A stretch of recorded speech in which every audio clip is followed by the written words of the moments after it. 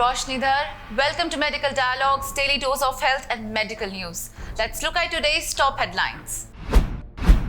NMC directs major changes in medical education curriculum textbooks to make them LGBTQA friendly.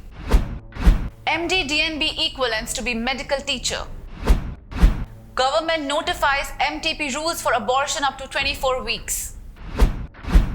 FDA scientists' analysis of J&J COVID-19 booster data raises red flags.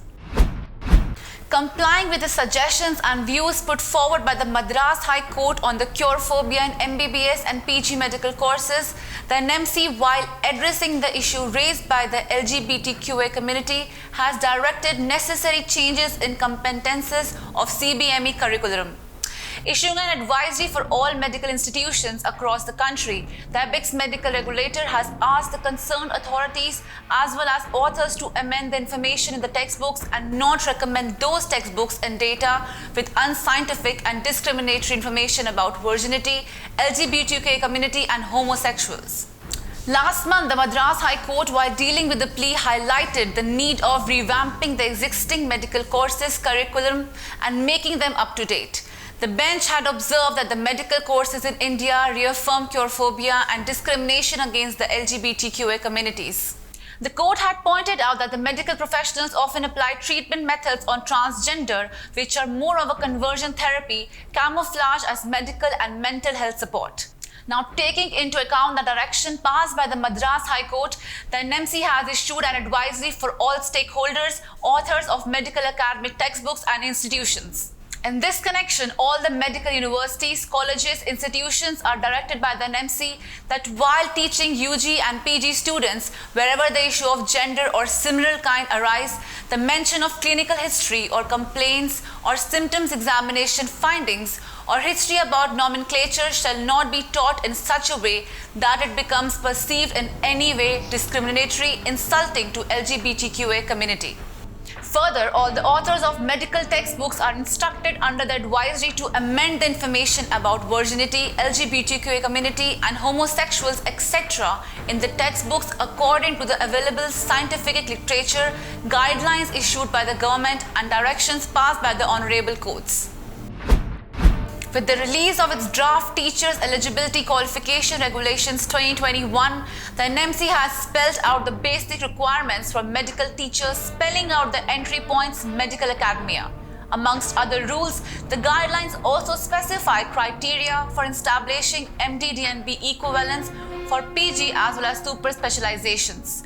Section 4 of the TEC guidelines specifically talk about determination of equivalence of the qualification of DNB broad specialties with MDMS and DNB super specialties with DMMCH shall be determined as under.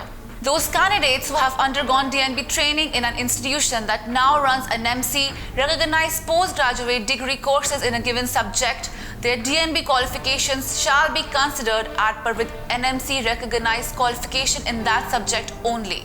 Those candidates who have undergone DNB training in a multi-specialty teaching hospital with at least 500 beds involved in various postgraduate or super specialty teaching programs, such qualification shall be considered at par with NMC recognized qualification.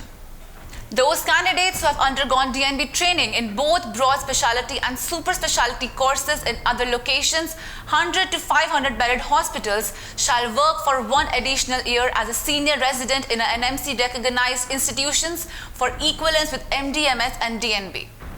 Those candidates who have undergone DNB training in both broad specialty and super specialty courses from an institution not covered in sub-clauses 4.1 to 4.3 shall work for 2 additional years as senior resident in an NMC recognized medical institution or college for equivalence with MDMS, DM and MCH. Furthermore, persons possessing DNB qualifications on the basis of which they have already been promoted as associate professor or professor in the concerned department shall be treated at par with MDMS in the broad specialty and DMMCH in super specialty without any further teaching experience. The Delhi government has notified the new medical termination of pregnancy amendment rules 2021, which spell out the situations that define eligibility criteria for termination of pregnancy up to 24 weeks as against the previous upper limit of 20 weeks.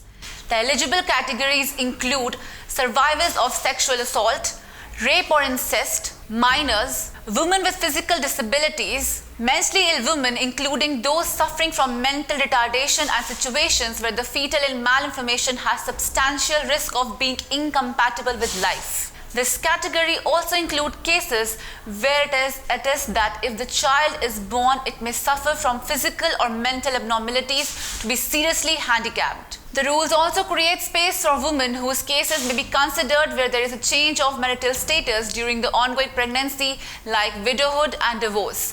The eligibility categorization also includes cases of women with pregnancy in disaster or emergency situations as may be declared by the government. US Food and Drug Administration scientists said they did not receive enough data in time to do their own analysis of Johnson & Johnson's application for a booster dose of its COVID-19 vaccine, but the agency's review of company studies raised some red flags. Reuters recently reported that advisors to the FDA will meet on October 15 to assess the risk and benefits of a booster shot of J&J vaccine, which is currently given as a single dose. In its review, FDA scientists repeatedly noted the limitation of a small sample sizes of many of the company's studies.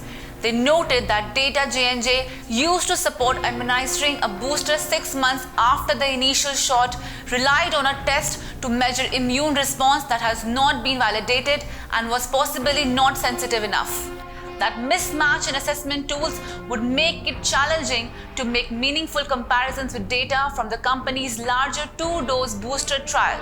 Independent vaccine experts at the meeting will hear presentations from the FDA and J&J scientists and be asked whether company data supports use of a booster dose at least 2 months after the initial shot. They also will be asked to assess whether J&J booster given 6 months after the first shot may result in more robust immune response. That's all for today. Thank you. Never miss a medical update from Medical Dialogues. Like, subscribe, and press the bell icon.